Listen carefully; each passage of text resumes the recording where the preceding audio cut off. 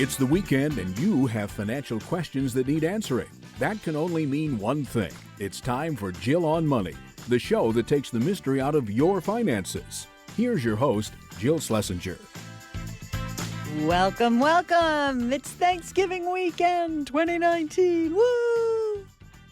In all seriousness, it is always a moment to take a breath. Thanksgiving weekend, and not to shop and not to get myself crazy and not to get yourself crazy, but to take a moment and say, it's Thanksgiving. And what do you give thanks for? And what I give thanks for all the time are the people who I love, the people who just are family, and I include Mark Talercio, the executive producer, and his family is part of my extended family. I think that I also am so grateful for all of you who listen and send us messages and send us notes and really take the time and engage with us. And you can't imagine how gratifying that is for someone like me, someone who used to be in a business where I gave advice, where I would sometimes lose the thread of what I was doing because I was running a business and trying to manage money and do all that, and then, forget at the end of the day that what I really loved to do was to just help people, answer questions, and be able to respond to concerns of people just like me, people just like you. So, in honor of that, it is Thanksgiving, and giving thanks to you, we're making this whole episode about you. That means we are answering emails and doing calls and doing anything that will be focused on you. And so to that end, pat yourselves on the back because this is all for you. And if you do have a financial question, all you have to do is send us a note. Ask Jill at jillonmoney.com. Or you can always go to the website, jillonmoney.com. And from that website, there's a contact button, upper right-hand corner. You can always just click it while you're on the site. All right? All right, let's give some thanks. Do it. Here we go. Let's do some emails. Hi, Jill. After listening to your show on WCCO many evenings and hearing you with Dave Lee on Monday mornings, it was so great to actually speak with you. This is a follow-up from a caller, and we appreciate your thoughtful, calming insights.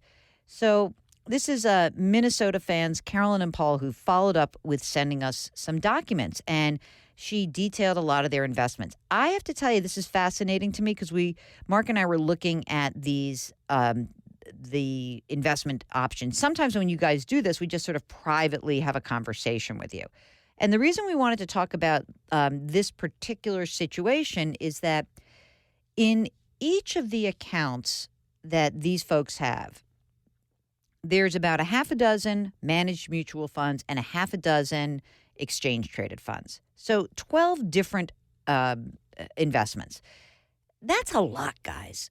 And the reason why I'd like you all to kind of think about this is that sometimes we go a little crazy. You think you're getting more and more diversification, when in fact, all you kind of need is maybe, I would say, at most 5 or 6 different investments.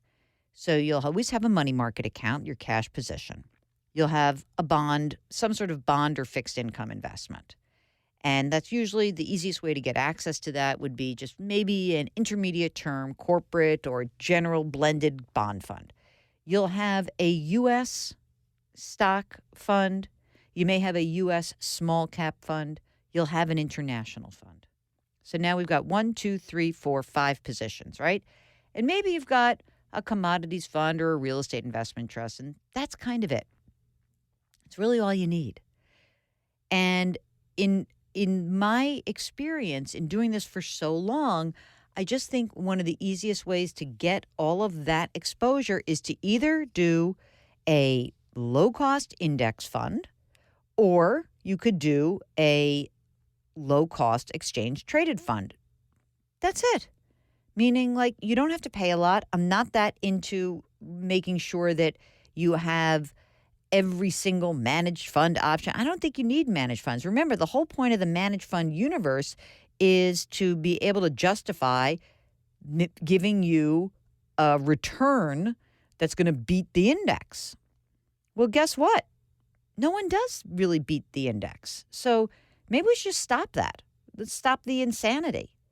So in the situation that we just talked about, just get yourself a diversified portfolio with the fewest number of index exchange-traded funds. Skip the managed funds, mostly because they're expensive or usually more expensive.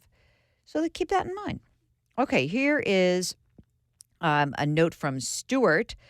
Has some concerns. One, I have an excellent credit score. I always pay my bills in full and on time. In 2018, when the Fed raised rates, one of my credit cards raised my interest rate from below 10% to above 16%. That bank, Chase, where I have a decades-long relationship, and my checking account is with them, claimed they raise rates for all customers across the board. I had the option to disagree with their rate change, which would have meant they'd have to close my account, so I kept it open. My question is, now that the Fed has lowered rates, will banks lower interest rates on credit cards, or will they continue to screw us? Here's what you're going to find. They will lower interest rates much more slowly than they raise them, sort of like gas prices in that way. So yes, they will continue to screw you, generally speaking. But you know what? If you want a better interest rate, go online, hop onto depositaccounts.com. You probably can find better places to do any credit card shopping right there. And maybe you don't want to have a relationship with Chase anymore. Maybe you should shop for an online account. Check it out. Okay. Second part is that Stuart's 65, wife is 60. She is in the medical profession, and so I am covered under her excellent health insurance plan through work. I was advised to sign up for Medicare Part A when I turned 65 since it didn't cost anything.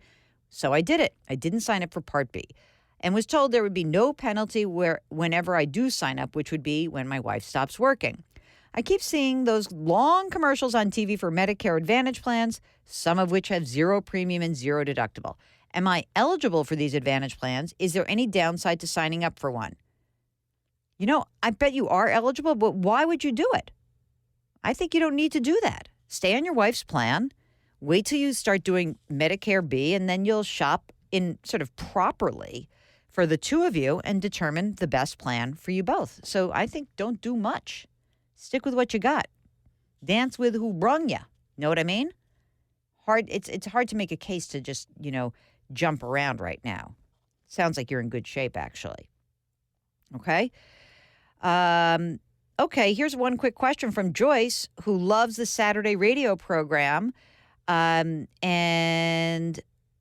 she said, I gave useful information on legitimate online jobs. Mark, do you remember this? I can't remember what I did. Oh, no. Now I'm going to have to figure out where that is. I don't know. It could have been the ladders. It could have been, I don't know. This must be from a while back. Brother, I better go look. All right. You're listening to Jill on Money. When we return, it's Thanksgiving weekend. We're giving thanks to you, and we will get to more of your questions. Stay tuned. We'll be right back.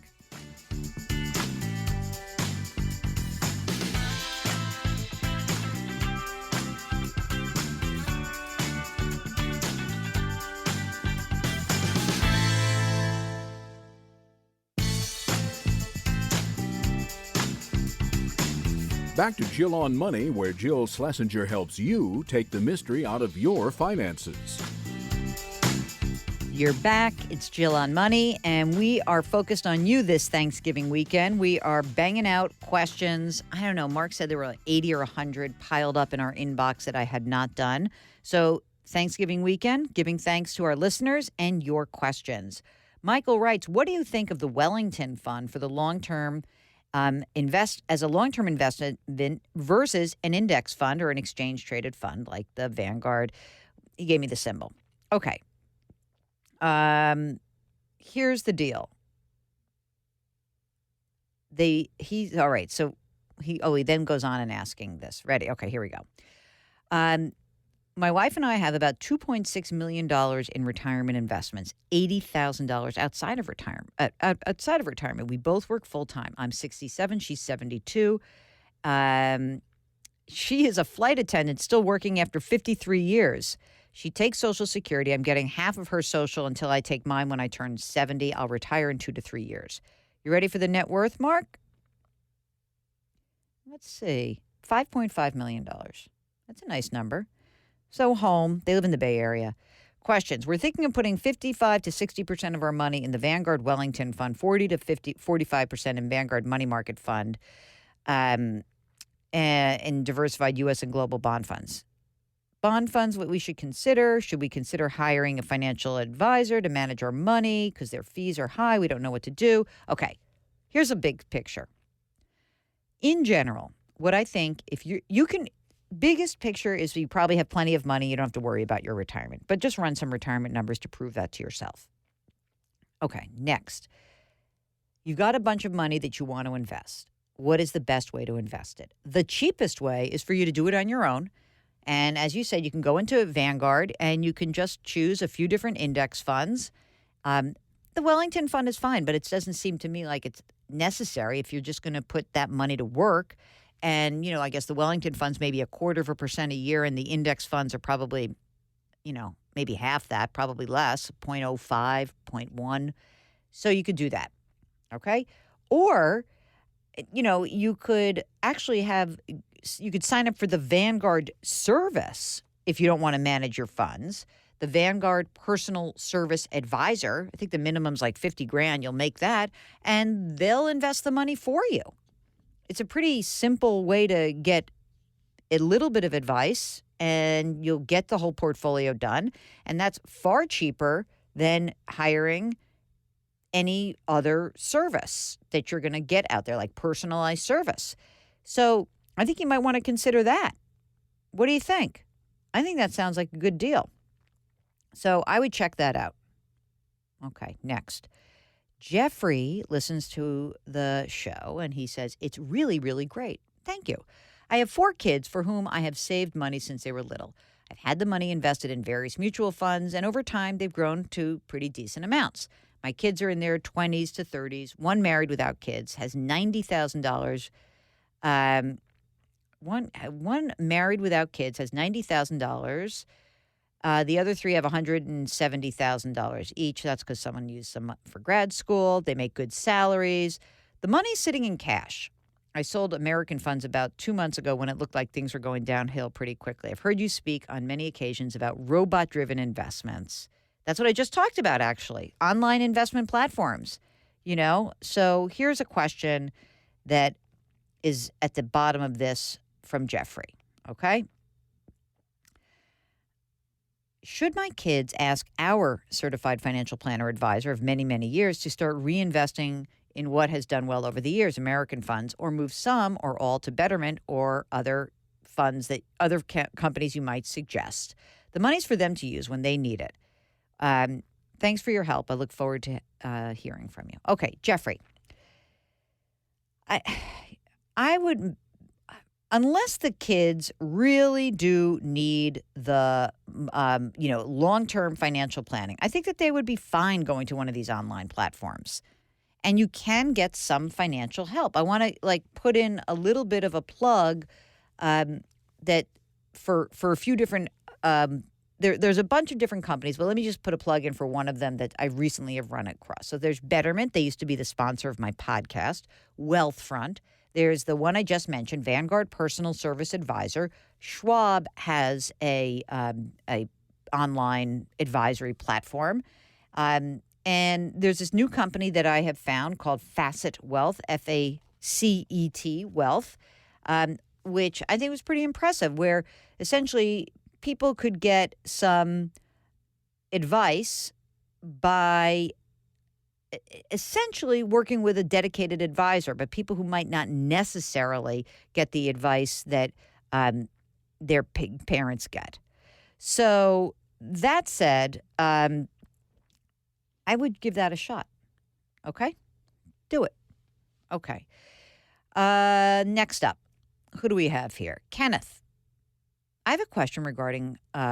I have a question about my situation. I was in a car accident after heavy medical bills. I'm bankrupt on disability. I wonder if I have any other options. I used to work in the corporate world making $50,000. Now I get just $950 a month on disability. Any input you have to offer? This is terrible. Um, well, I mean, if you've already declared bankruptcy, there's not much you can do, right? I mean, I would say this. I would be very interested in you being able to essentially do something from home, maybe something. Could you get an online job? We just had a question about online jobs. I think that question was about flex jobs. Maybe there's something there that you could do. I don't know. Okay. Okay, this is fascinating also. Here's a question from a recent speaking engagement I did up in Massachusetts. I was curious about a statement that you made. This is from Beverly. I was curious about a statement that you made about not changing the stocks based on whether market goes up or down. So here's my situation. I am contemplating divorce. My husband has been managing our money for 40 years. If we split our portfolio, do I let it sit even if it goes up and down? This is probably too complicated to address in this forum, but any suggestions would help. I manage 3 businesses. I'm independent. The idea of managing my portfolio is scaring me. I just turned 70. I am still working. Okay, so here's the interesting thing. I think anytime you have a life event, a birth, a death, a divorce, this is a great time to check in with somebody who can help you do a financial plan. Because what I don't think you're asking about is always just the investment side. It's everything. So I think it would be helpful, Beverly, for you to seek the counsel of a fiduciary, someone who's going to put your needs first, who can help build a financial plan for you. And this will also incorporate the investments, but it has to do more with like what's your life look like once you're divorced. So I am going to follow up and do something offline with you, and we'll send you the name of somebody who might be able to help you out and see if we can get you at least pointed in the direction of taking control. All right? And you don't mention where you're from, so maybe just shoot us a note and let us know. I'm trying to see. I'm looking at your phone number, which I think might be New Jersey. So if I'm wrong, I'm going to send you a New Jersey person who can help you out with this. But if I've messed that up and you're not New Jersey, follow up with me, okay? Ah, gosh. 70 years old and getting divorced, man. I don't know. That's just impossible to contemplate for me. But hey, everybody, you got to make your decisions, man. Life is short. You're right. That's right. 70 years old. She could live 25 more years and be happier, maybe out of this relationship. I'm not judging. I am not judging. You're right, Mark. All right. It's Jill on Money. And if you've got a financial question we'd like to hear from you, it's askjill@jillonmoney.com. And during the break, hop onto the website, jillonmoney.com. And there you can do all sorts of things. You can buy my book. You can watch some TV segments. Maybe you could just judge my hair every single time I'm on TV. Oh, wait, I have a mother. She does that. All right, we'll be right back.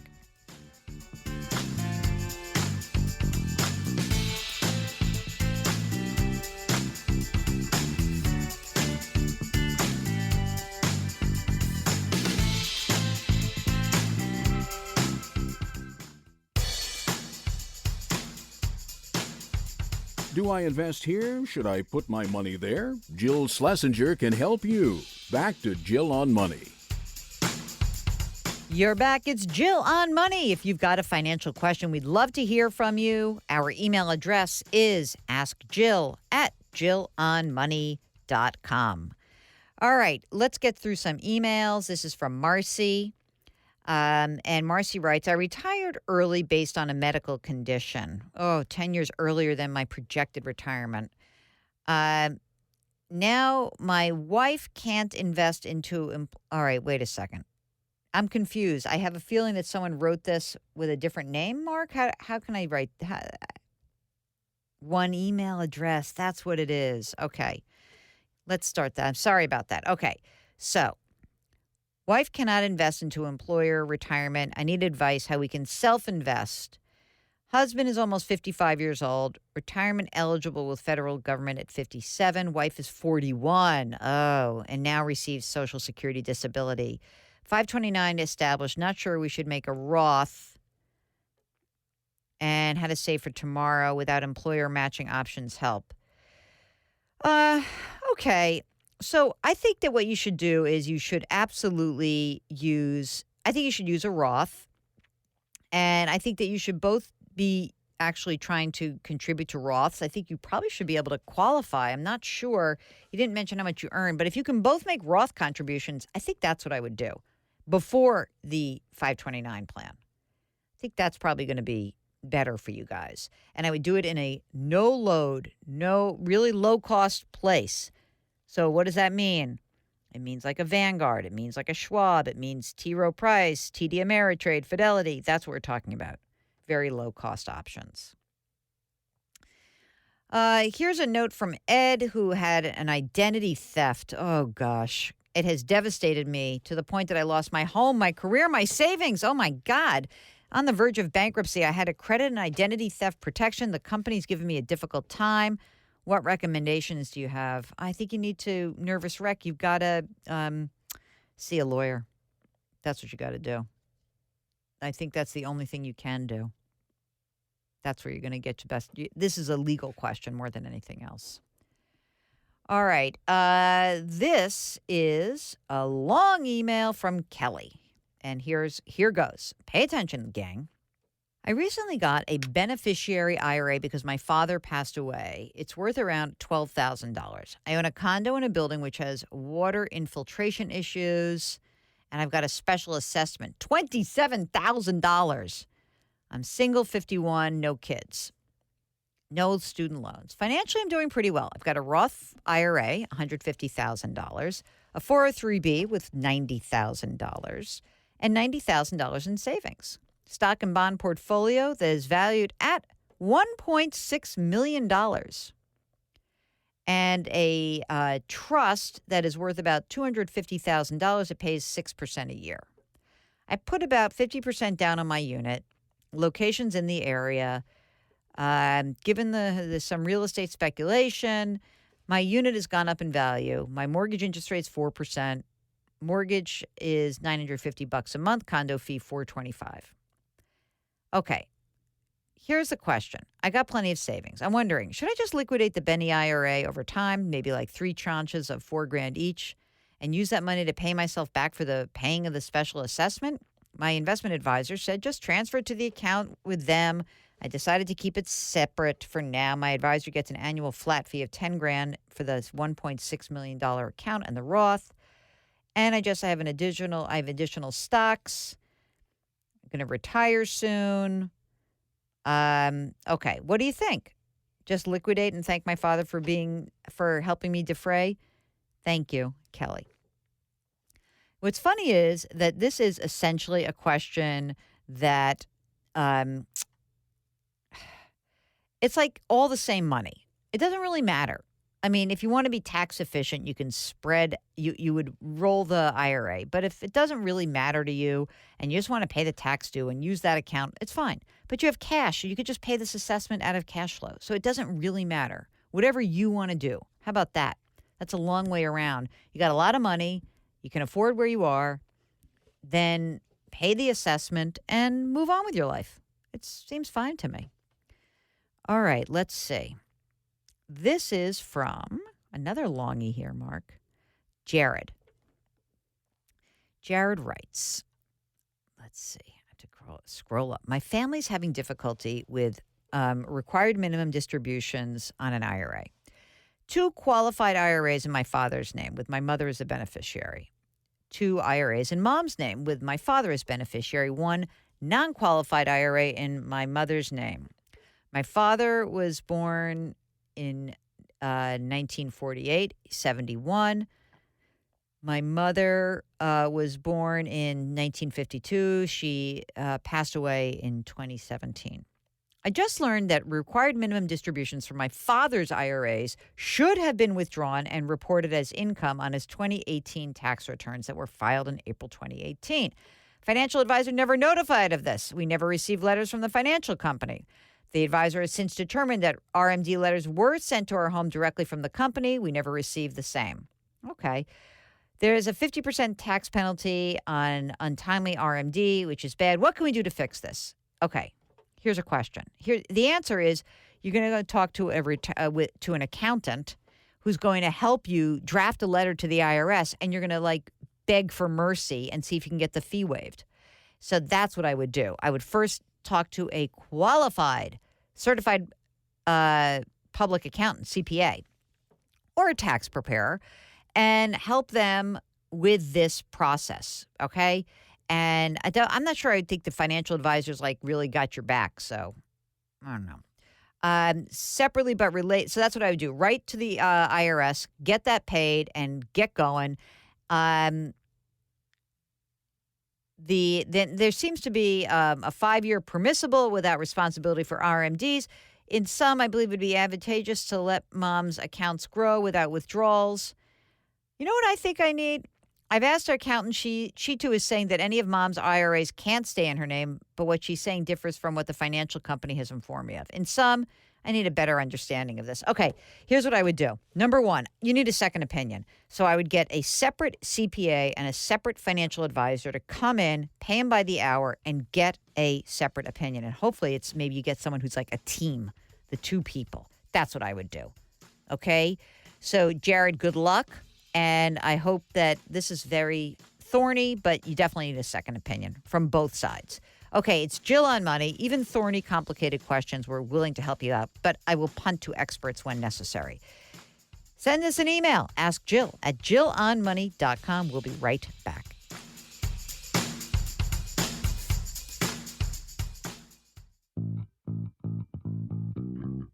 Follow Jill on Twitter and Instagram for more personal finance content. Just use the handle @JillOnMoney. Now, back to the show.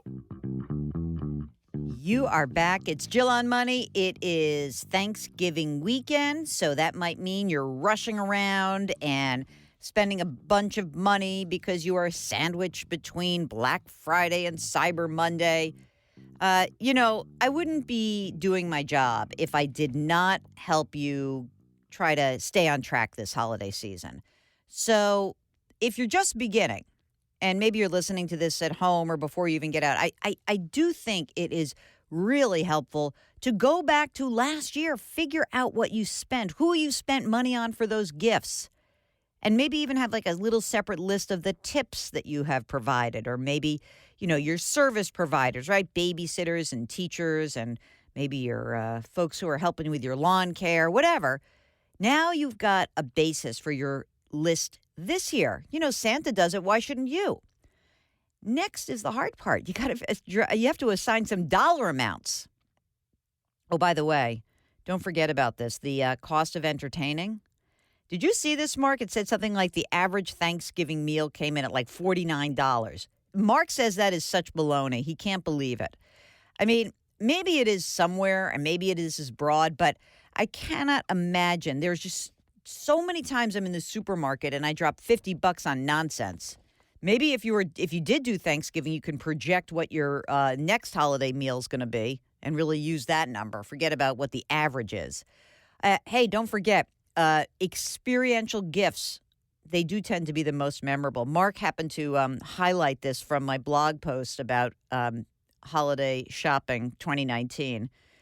He seemed to think that my idea of offering to be a babysitter for a friend to give the couple a date night was a good one for me to consider for him, unless you just want money, Mark. And it's a tough one for you. Okay, he's rethinking this. All right. One app that I love is this thing, Giftster. It's amazing. So it helps you organize your gift list. It's shareable with friends and family. And then, there's a couple of other apps that are kind of cool. Shop Savvy. That's you scan barcodes or QR codes. Shopular. Honey is a free extension. Anyway, just do a little research and kind of keep your head on straight. Otherwise, you're just going to make yourself crazy.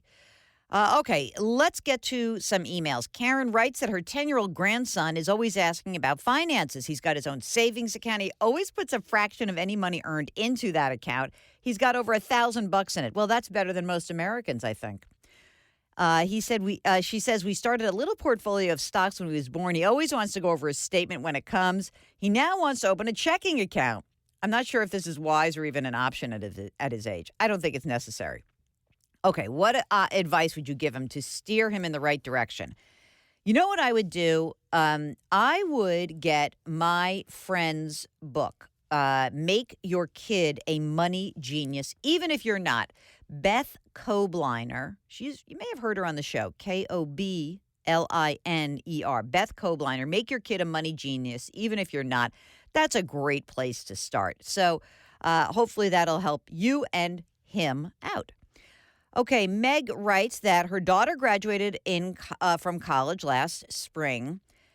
Due to our family's financial situation, she had to borrow a lot of money. She's got federal and private loans that she needs to repay. We think she should refinance those private loans. She's worried she won't be able to make the payments.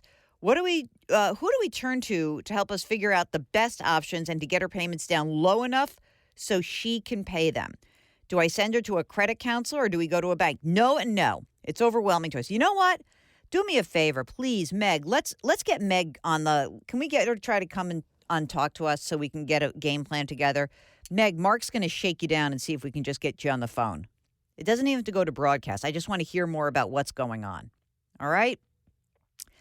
Joe writes that he is 66, retired. He's got a $1.8 million portfolio, no debts, got a home worth $650,000. He says, I'm living comfortably off my investment income and Social Security survivor benefits. My wife passed away in 2018. I'm going to switch to my full benefits at age 70. I have not done any asset rebalancing in several years, and my ratio of equities to safer cash, CDs, or bonds is now higher than I would like. 68% risky stuff, 32% less risky. I plan on selling about $150,000 of equities and purchasing a 3-year CD, a 1.9% interest rate. And that would change the ratio to a 60-40 mix. I'd love your feedback on the following. 1, not really sure about the right asset allocation should be for my situation. 2, I know we're overdue for a correction or a recession in the future. I figure I'd rather earn 1.9% annually over the next 3 years on the CD that I plan on buying than to possibly lose 10% or more when the market does turn. Okay, well, Joe, I like switching to a 60-40. Look, I almost would say that if, you're 66 years old, you're still drawing money from the portfolio. I think that's fine. I think it's just better to be a little bit safer at this point since you are pulling money out of this. I guess I would want to know what all the assets are in the portfolio. I don't think it's a bad thing. I may even go 50-50. That's just me. But be careful on any tax hit you might be taking. That's all I would say. So if you can change the allocation in a retirement account, that might be really pretty good. Kevin says some mutual funds pay dividends quarterly.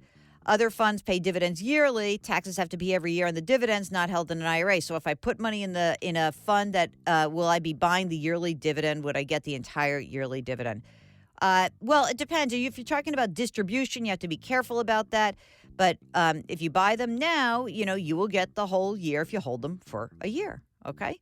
But if you buy at the wrong time, you can really buy yourself a tax liability without getting the benefit of accumulating that. So probably now all the distributions have been made. So that's that. Okay. You're listening to Jill on Money. When we return, more of your questions. We'll be right back.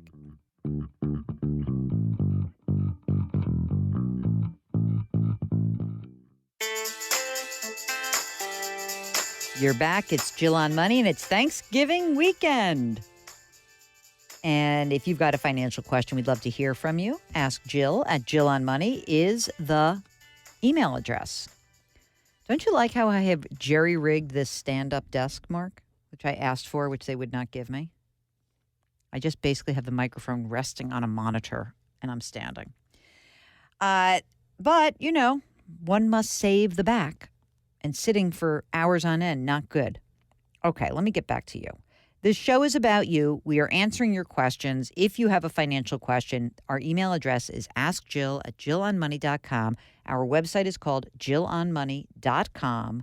And we have a little contact button in the top right corner in the website, so you can always do that. Linda writes, our financial advisor is suggesting, she mentions the firm. I have to not use the firm's name just because I don't think it's nice to do that. I used to do that all the time. It's not nice, I've learned. Our financial advisor is suggesting a one-time payment of $189,834. That's rather precise.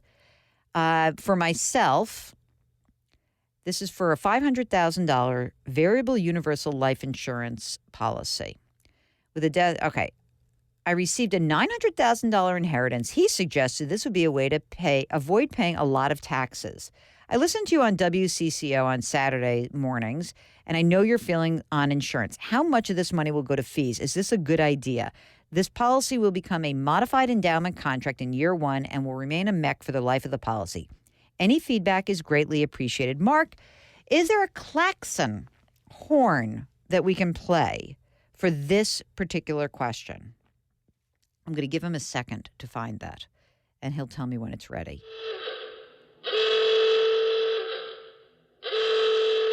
That's your horn that you know this is a very bad idea. This is a terrible idea, as a matter of fact. I'm guessing that you don't have a high tax bracket. I don't know any other thing about you, but I'm just guessing that you're not in a high tax bracket. I think it's a terrible idea. Don't do it. And I will be happy to talk to you more. You know what? I want to get her on the air, find out more about her life. So hopefully you can do that. But please, Linda, don't buy this policy. You're listening to Jill on Money. We've got sound effects now sometimes, only for that.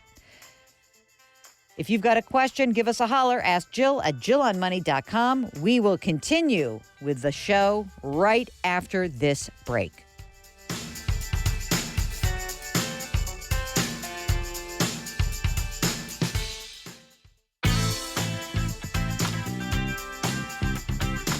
It's the weekend, and that can only mean one thing. You're listening to Jill on Money, the show that takes the mystery out of your finances. Here's your host, Jill Schlesinger. You're back. It's Jill on Money. And it's hour 2. And you know what that means? Hour 2 means that we are broadcasting live from the Policy Genius studios. Policy Genius is the easy way to compare and buy insurance. Just go to policygenius.com. Hey, Mark, did I forget to do the Capital One in the hour 1? I may have. Our first hour of the program was broadcasted live from the Capital One studios. Capital One, what's in your wallet? How's that, Mark? Is that all right? All right, beautiful. Okay. Thanksgiving. Let's go. That means that we are very busy answering your emails. This is an interesting email. I'm not sure there's a real answer. This is from, the couple this is Catherine. Catherine says she and her husband are both 70 and they still work. Husband is a part-time pastor in a small church. Salary is $1,900 a month. His Social Security is $1,490 a month. Mine is $730. She also works part-time. Salary of about $1,100 a month. She's in search of another part-time position. Okay. Pension will be coming from the church. We don't have much in 401k due to major issues beyond our control over the years. We will work forever. We don't have we don't have life insurance. You don't need life insurance. It's fine. We have Medicare, great supplements. I'm not sleeping well thinking about money all the time. We will work till we drop, but I believe the key to staying sharp is to work. We need some advice or some direction. I think you're doing what you should be doing. Calm down. I mean, if you could squirrel away a tiny little bit of money in some savings every single month, that's about all you can do. You can only deal with what you have in front of you. And that, to me, is the most important thing. You've got to take yourself off the hook. So could you squirrel away a little emergency reserve fund? That might help, Catherine. If not, if you get another pension, if you get another job and you don't need all of the money to survive, then you could maybe use that extra money from the other job. But please, please, please stop driving yourself crazy. Okay? All right.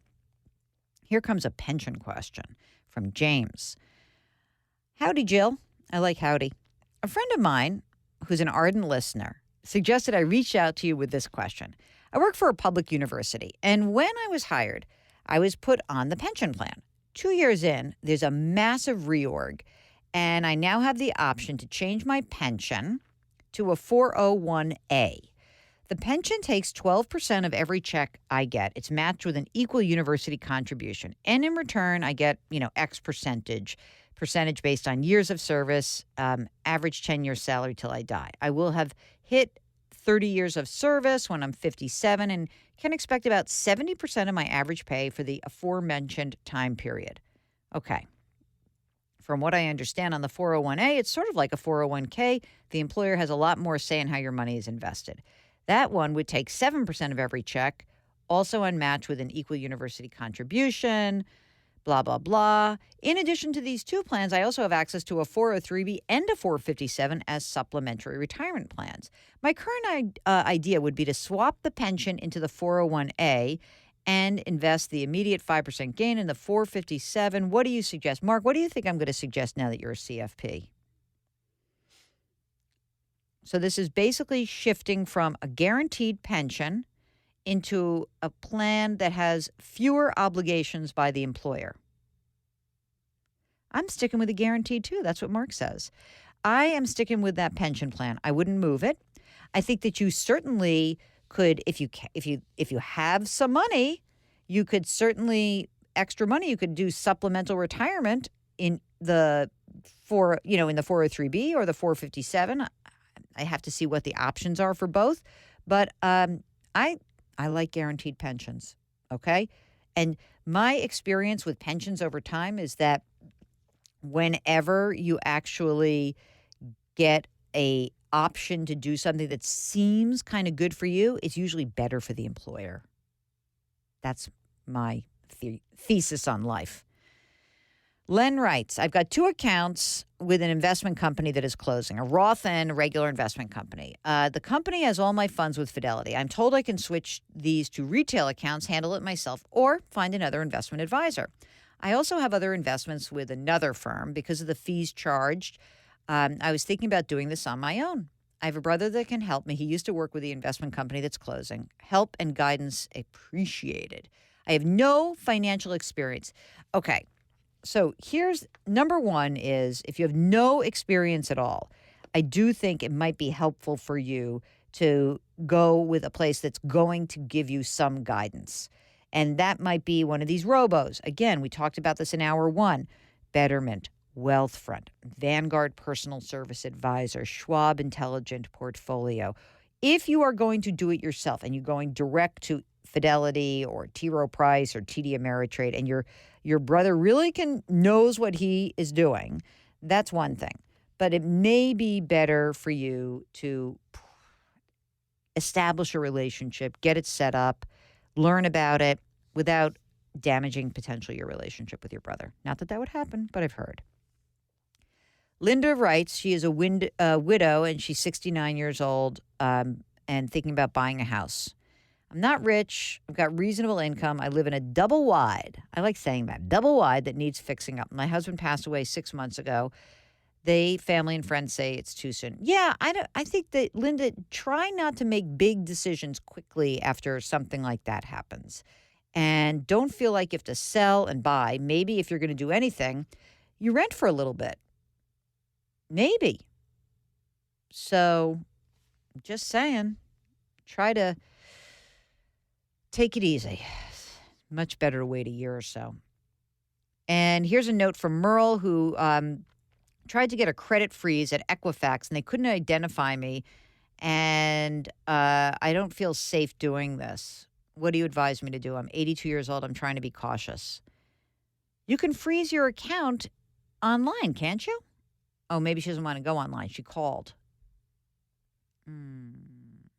Well, then you don't have to freeze your account if you don't feel comfortable doing it. and it's okay. I mean, just keep an eye on this. Keep an eye on your statements and make sure that nothing wacky's happening. How about that? Okay? How much time do I have, boss? Deborah writes, wants to know that she's got a 403B with an employer, multiple CDs, a small CD, Roth IRA. Everything's coming due this year. I'm not sure where to put all my money. I'm not a risk taker. That's why I have CDs. Even putting it in a money market. Oh, come on. You can have a money market. How do I find something that isn't related to the stock market, even if it pays a little less? I'll tell you what, you can do, go to depositaccounts.com, and they will be able to compare all the different cash products, high yield savings, high yield money markets, various CDs, and maybe you build a CD ladder. That could be something you do, meaning you buy a whole bunch of CDs and they all come due at different times. So maybe a 2, a 3, a 5, a 6, a 7. Try that out. Okay. You're listening to Jill on Money. And if you've got a financial question, send an email. Ask Jill at jillonmoney.com. We'll be right back.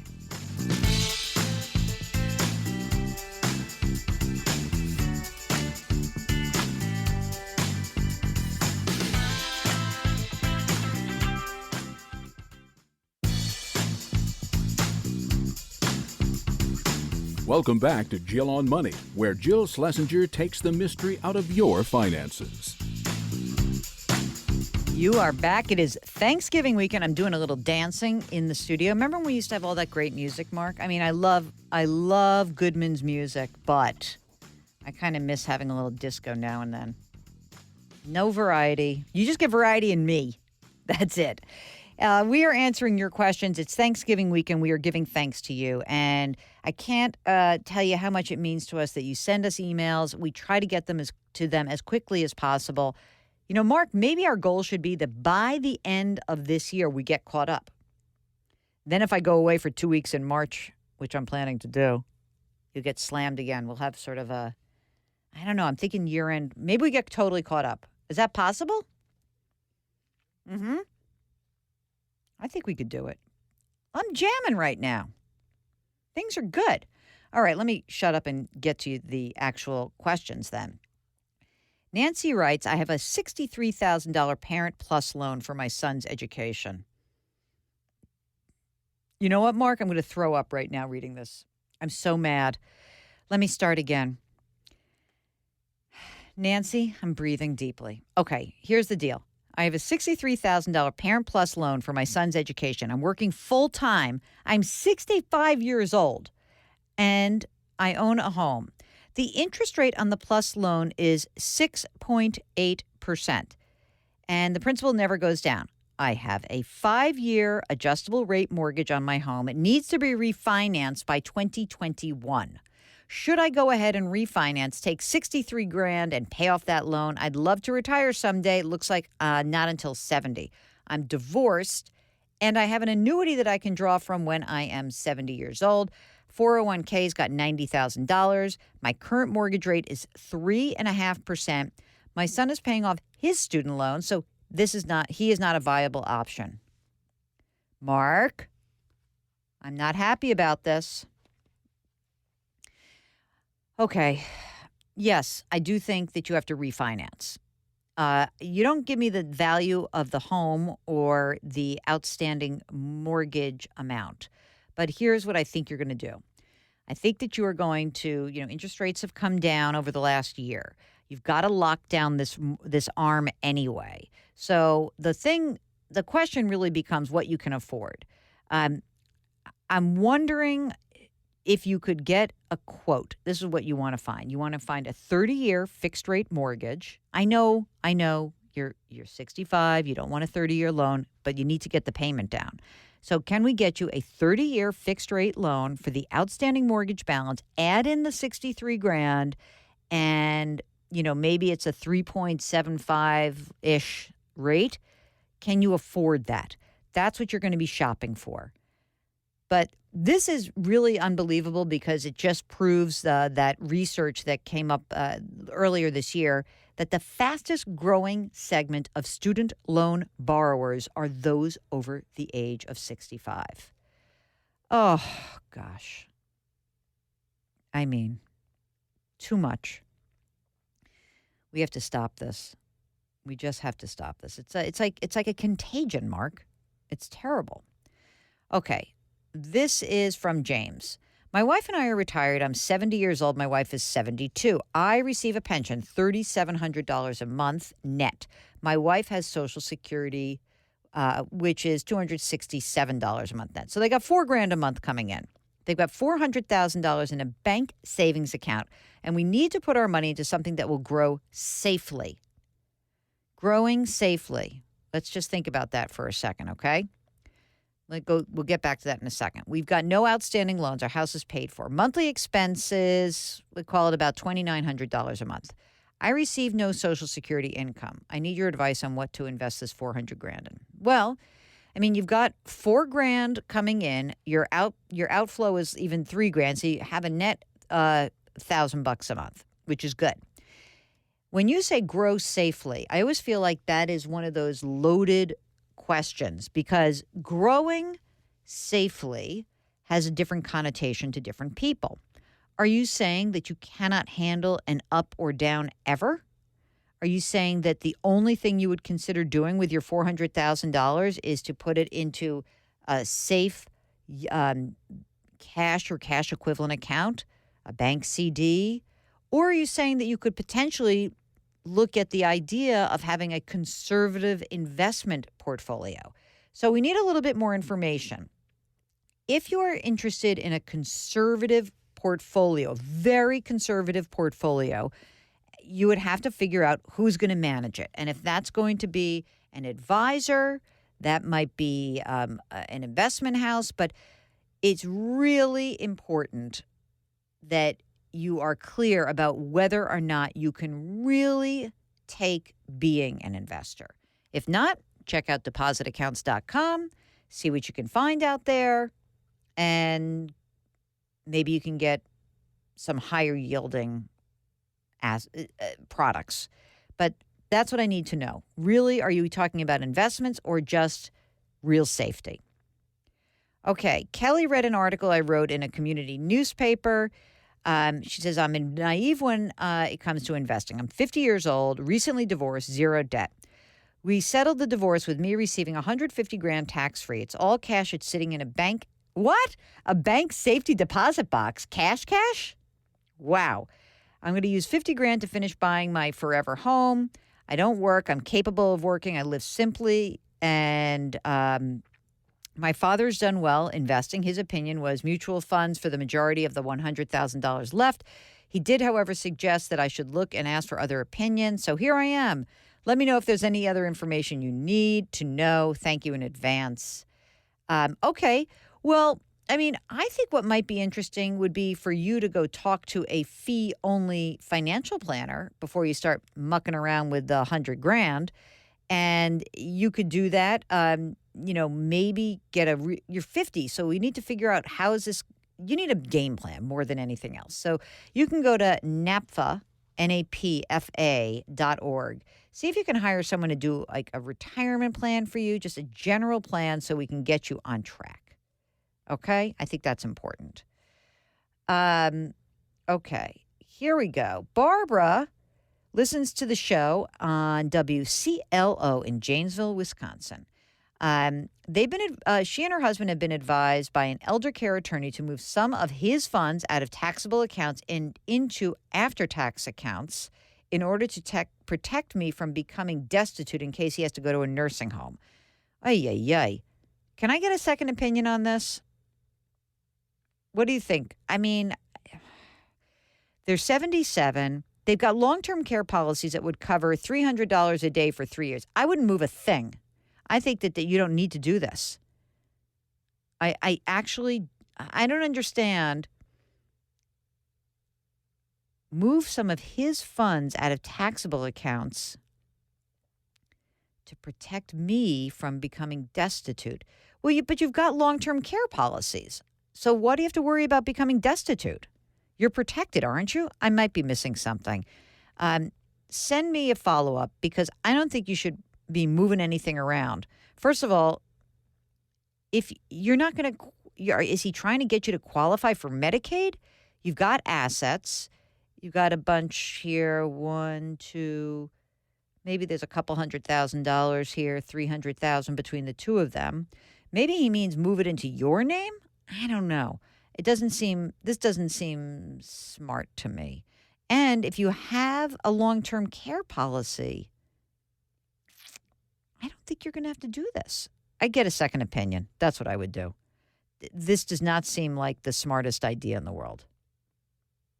And it may be like moving stuff around for no good reason and then generating a legal fee while you're doing it. All right.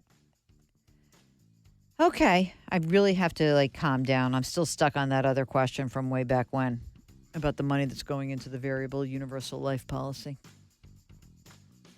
The plus line also really, my heart rate went up.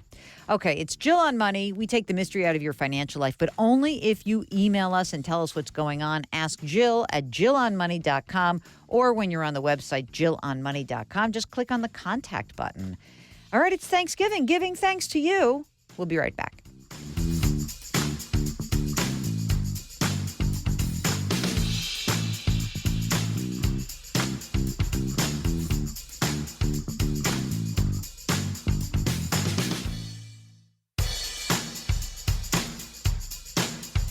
Follow Jill on Twitter and Instagram for more personal finance content. Just use the handle @JillOnMoney. Now, back to the show. You're back. It's Jill on Money, and it is Thanksgiving weekend, and we are giving thanks to you by just answering as many of your emails as possible. So, let's do it. Bob writes, I'm 64 years old, and I'm considering retiring when I'm 65. I have $900,000 in my 401k and have a pension that allows me to choose between a lump sum or defined benefit. Lump sum is projected to be $926,000. Or the defined benefit with 100% going widow option, which means whatever you get, it's usually called a joint and survivor option. You can choose what percent goes to your survivor. So in that case, it would be $54,000 a year. My wife has a 403B of $800,000. We've got savings of about $100,000.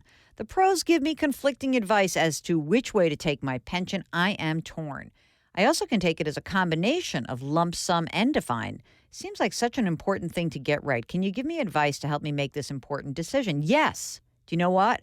Go get a real fee-only financial planner to crunch the numbers and to see whether or not, number one, the defined benefit works. I like defined benefits myself.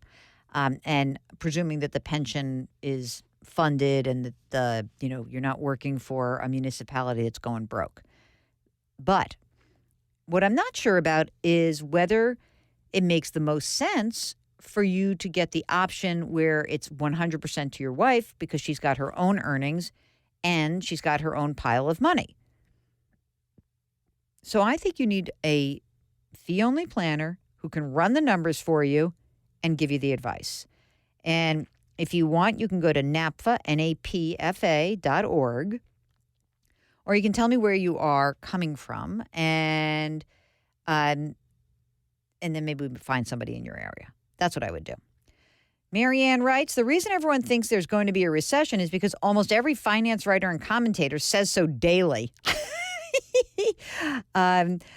Okay. On any given day, you can find more articles touting a recession than one say that that markets are changing. Maybe there should be more positive articles. Not Pollyanna, but what are your thoughts? Look, I mean, a recession will come, at some point. It's just a question of what do you do about that? If you're, people tend to write more about recessions when it's a long time between them, right? We're in the longest expansion on history. So what I think is that if you're worried about a recession and you want to change your portfolio, just know that you better stick with that change for a long time. And the most important thing you can do to prepare for a recession is make sure you pay down outstanding debt and make sure that you actually have an emergency reserve fund and that you have a job you like and that you think you can survive. That's what I would do. Margaret says, I love your podcast and bought your book. Woohoo! This is the quote. Mark, I'm not making it up. You distill complicated financial subjects into things that make sense for everyone. Thank you. That's our job here. My question is about 401k fees. I've worked for 3 employers over the last 20 years, and I've got about $500,000 in various 401ks. One's at Fidelity, and another's at Vanguard. I've heard you say good things about both companies, so I presume I should leave my money there. My current employer has a 401k through Empower Retirement. I don't know what that is. They match up to 3%, then 0.5% on the next 5%. I put in $19,000 a year because I'm in the $150,000. I make $150,000. I want to take full advantage of the match. Should I move my money out of Empower, send it over to Vanguard or Fidelity? I've got about $75,000 in Empower. Here are the expense ratios, and she lists them out. Okay, so first of all, I think you should probably do this. I would combine the 2 old accounts. One is at Fidelity, one is at Vanguard. They should be an IRA rollover. There should be one IRA rollover account that holds all the money, and it makes it easier to manage. So pick one, whatever you like better, Fidelity or Vanguard. I guess if you put a gun to my head, it really doesn't matter, as long as you're using index funds at both of those places. So you could keep it where it is, but it would be easier to manage if you establish an IRA rollover account at one of those firms. Both accounts would flow in there. You'd use cheap index funds as your investment. As far as your current plan, you can't move it while you're in service. You're still using it. So it's not worth moving. So what the funds that you say, yeah, the expense ratios are a little high, but they're not terrible. There's an American Funds. There's a T. Rowe Price. If there's any, if you have any index funds that are inside of the current plan, they might be a little cheaper. But otherwise, keep everything where it is. You don't want to, unless they somehow are allowing you to do an in-service rollover. There's no way that's going to work. So keep that money there. Keep doing what you, hope to be doing, which is put money in, getting that fund up, and consolidate the old accounts so that you can more easily manage them. All right. This is from Tanya. I'm a teacher. I'm going to be 50 years old in a few months. I make $105,000 a year, and I'm married. If I have a pension, how much should I be saving myself? I've got about $145,000 in my 403B. If I retire at 62, I'll get my full pension amount, which in today's dollars would equal, hang on, $70,000. Oh, my God. Teachers, I love you. So it really depends. You guys need to do a little bit of retirement planning. My guess is that the money you're saving, let's call it supplemental retirement. It's great to do.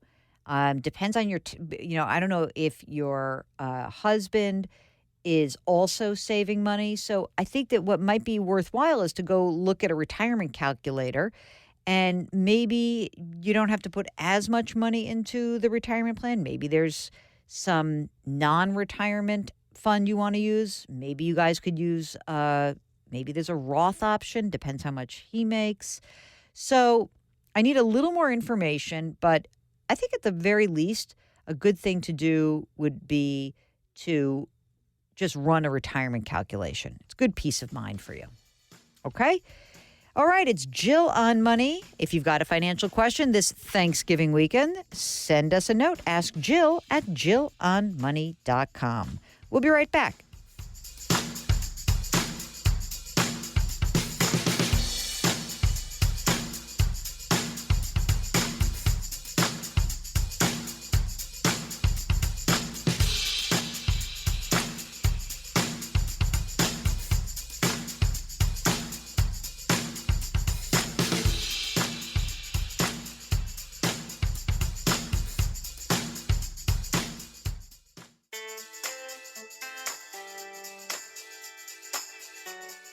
Twitter, Instagram, Facebook, YouTube. She's all over the place. Go to JillOnMoney.com to find it all. Now back to the show with Jill Schlesinger. You're back. It's Jill on Money, and we are very busy trying to make sure we answer all of your great financial questions. Remember, if you have anything on your mind, anything financial, give us a holler. It's so easy to do. Ask Jill at JillOnMoney.com. Ask Jill at JillOnMoney.com. Okay, here's somebody who responding to an article I wrote. It was published in Newsday, a great publication on Long Island in New York. And Barbara writes, I'm 66 and really not as prepared as I guessed to go on Medicare. Most confusing to me is Part D. That's the drug part. I was told even though I don't take any drugs, I still had to sign up, so I did. Now, a year later, I still don't take any drugs. The plan I chose is going from $25 a month to $36 a month. If I don't take any drugs, what should I do? You know, it is still enrollment period for Medicare. So what I would do is I would use the tool that is on the website that starts comparing the different plans. It may be just that you're kind of hosed because the prices are going up, but, you know,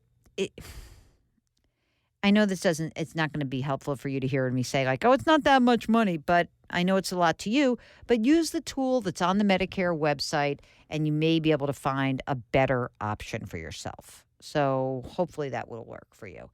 It's very hard, Anyway, here's another Medicare question from Mark.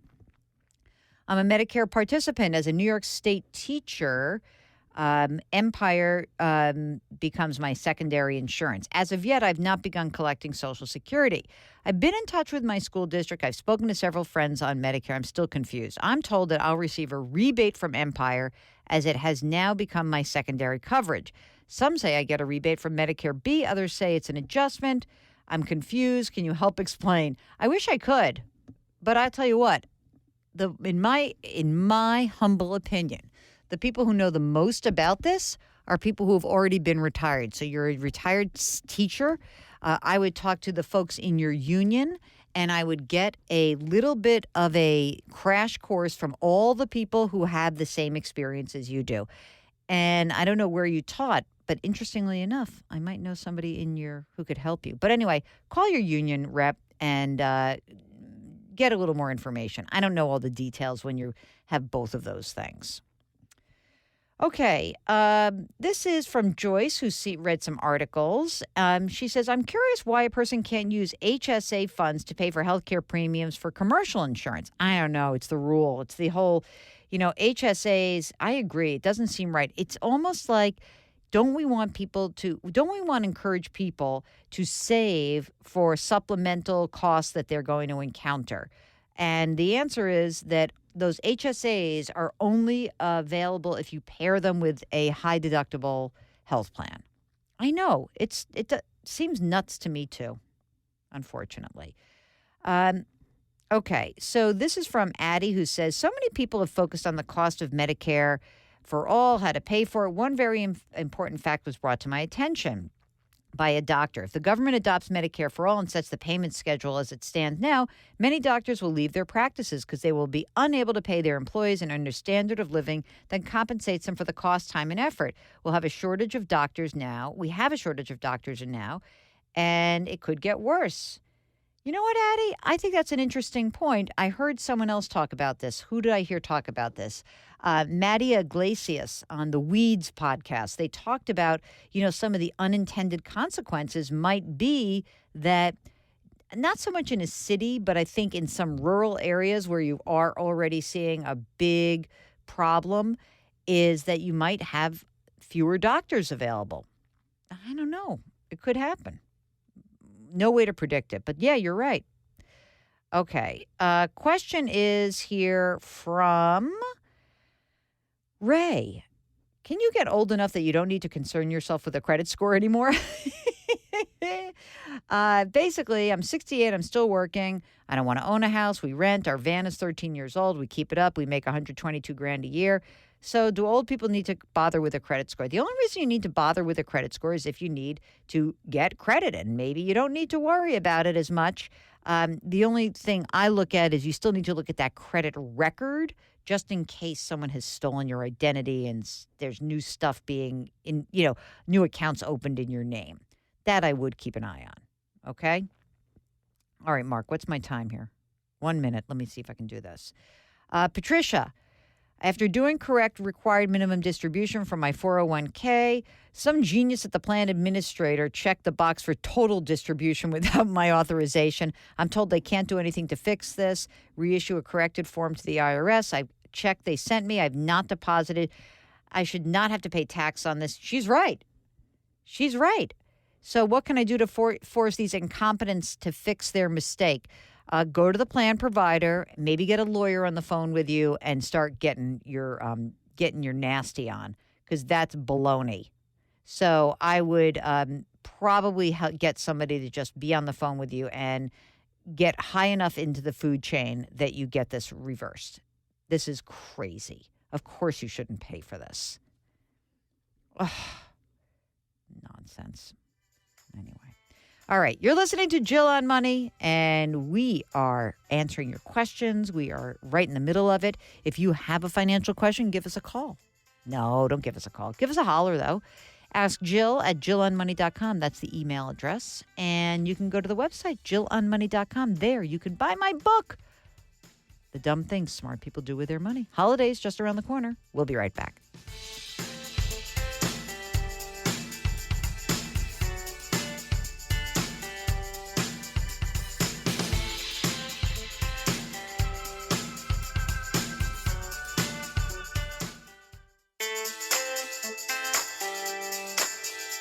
You're back. Before we go, just want to get to sneak in one more message, maybe a couple more. Okay, it's Jill on Money, by the way, and I'm Jill Schlesinger. Susan writes, I'm a trustee for my father's trust. He's incapacitated. He's got quite a number of I-series bonds. The old I bonds. $200,000 in the name of his family revocable trust. We recently worked with attorneys to create a children's irrevocable grantor trust. We want to transfer the bonds into the new trust without cashing them in and without penalty. Is this possible? And if so, how do I make this happen expeditiously? You can't. You cannot do that. You cannot transfer the bond ownership. So I will say that what you may want to do is, given that he is incapacitated, you may want to start cashing those bonds in. I wonder if he has a lower tax bracket than you and your siblings. And maybe slowly but surely cash those in, convert them, and then you've got just pop them into the grantor trust. So not possible. Sorry. That's a real issue, and it's very difficult to deal with these bonds, especially if they happen to be paper bonds. That's a real pain in the neck. Anyway, you're going to have to cash them in and pay the tax. Okay, last question that we're going to get to here. I'm 77 years old and only receive Social Security and bank CDs, and I also own a total bond market fund. Is this a good fund to be in at the time? I have a CD maturing in the bank. I'm thinking about moving it to a credit union that pays 2.2% for 15 months. Is the credit is the credit union as good as a bank? Yes, absolutely. Yes, Mary. You can use credit unions actually. They don't have FDIC insurance. They have another kind of insurance, but it saves you if the institution is insolvent. I can't really comment on the bond fund that you have unless you tell me what it is, but I say go for it in terms of your credit union. Credit unions have really good fee structures, so you should check them out. Okay, that's it. That's the program. Cannot thank you enough for tuning in today. It's been an absolute pleasure. Remember, throughout the week, you can always shoot us a note. Ask Jill at JillOnMoney.com or go to the website, JillOnMoney.com. You can tune into shows you may have missed, read columns that I write, and maybe watch some TV appearances.